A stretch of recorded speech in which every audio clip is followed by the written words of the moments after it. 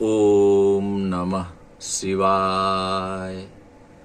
भगवान शिव के रोम रोम में बसते हैं राम। भगवान शिव जो स्वयं निर्गुण है, निराकार है, परब्रह्म है।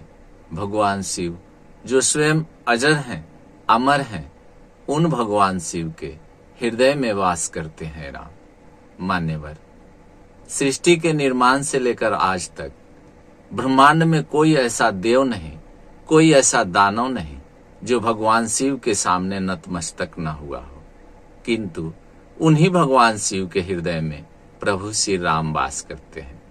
ऐसा क्यों? आज इस कथा के साथ मैं आपके सामने उपस्थित हुआ हूँ।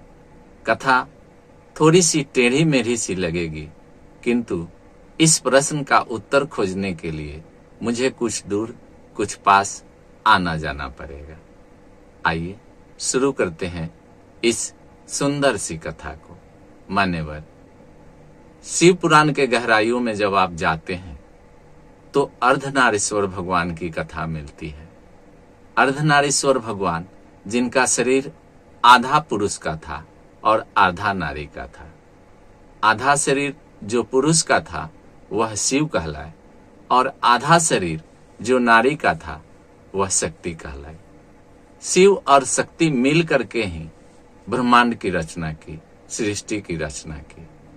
चाहे ब्रह्मदेव हो, चाहे श्री हरि विष्णु भगवान हो, चाहे अन्य देवी देवता हो जैसे सूर्यदेव, चंद्रदेव, इंद्रदेव, वरुण देव इत्यादि, सभी की रचना भगवान शिव और शक्ति ने ही की। अब प्रश्न यह उठता था कि भगवान शिव जो साकार रूप धारण कर चुके थे वो किनका नाम भजते, किनका स्मरण करते? उनके लिए भी पूजा पाठ करना अनिवार्य था। मान्यवर, भगवान शिव जब साकार रूप धारण कर लिए अर्थात शिव रूप में आ गए तो उनके सामने यह प्रश्न उत्पन्न हो गया कि वह किनका स्मरण करे, वह किनका भजन करे, वह किनका तपस्या करे। क्योंकि जब आप साकार रूप धारण कर लेते हैं तो आपके लिए पूजा पाठ करना अनिवार्य हो जाता है। भगवान शिव ही ब्रह्मदेव को बनाया था, भगवान शिव ही श्री हरि विष्णु को बनाया था, तो वह कैसे श्री हरि विष्णु का भजन करते, कैसे श्री ब्रह्मा जी का भजन करते, कैसे अन्य देवी देवताओं का भजन करते? क्योंकि सब तो उनके सामने नतमस्तक खड़े हो जाते थे।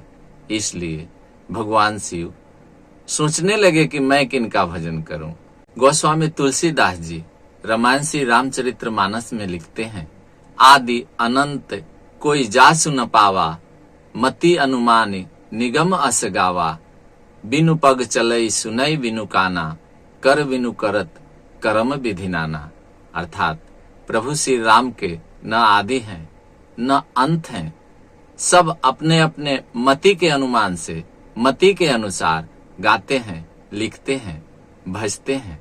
प्रभु श्री राम बिना पैर के चलने वाले हैं, बिना कान के सुनने वाले हैं, बिना शरीर के हर कर्म करने वाले हैं। यह तो भगवान निराकार का ही रूप है। भगवान निराकार ही राम के रूप में जन्म लिए हैं। मान्यवर, भगवान शिव जानते थे कि प्रभु श्री राम के रूप में वह अखंड ज्योति, वह निराकार रूप शरीर रूप धारण करके आने वाले हैं। इसलिए भगवान शिव प्रभु श्री राम के जन्म से पहले से ही अपने हृदय में राम का रूप धारण कर लिए थे, राम का भजन कीर्तन करने लगे थे, राम का तपस्या करने लगे थे, उनके नाम को जपने लगे थे। गोस्वामी तुलसीदास जी लिखते हैं, अगुण अखंड अनंत अनादि जेहि चित वही परमार्थवादी। अर्थात भगवान श्री राम अगुण हैं, अखंड हैं, अनंत हैं, अनादि हैं। उन्हें वही पहचान सकता है जो सामर्थ्यवान हो, जिसके पास समर्थ हो पहचानने की। और भगवान शिव सबसे बड़ा समर्थवान तो वही है। वह देवों के देव हैं, महादेव हैं। उन्हें भला समर्थ की क्या कमी थी? वह पहले ही जान चुके थे कि निर्गुण, अखंड, निराकार स्वरूप प्रभु श्री राम के रूप में पृथ्वी पर आएंगे। इसलिए भगवान शिव राम जी के जन्म से पहले से ही अपने हृदय में उनका रूप धारण कर लिया था, उनके नाम को जपना शुरू कर दिया था। भजन कीर्तन करना शुरू कर दिया था, तप करना शुरू कर दिया था। नाम जपत शिव अमर भयऊ, जीवन मरण के संशय गयऊ। अर्थात भगवान प्रभु श्री राम को अपने हृदय में बसाकर उनका नाम स्मरण कर अमर हो गए। इस वीडियो में इतना ही। अगले वीडियो तक मुझे इजाजत दें। ओम नमः शिवाय।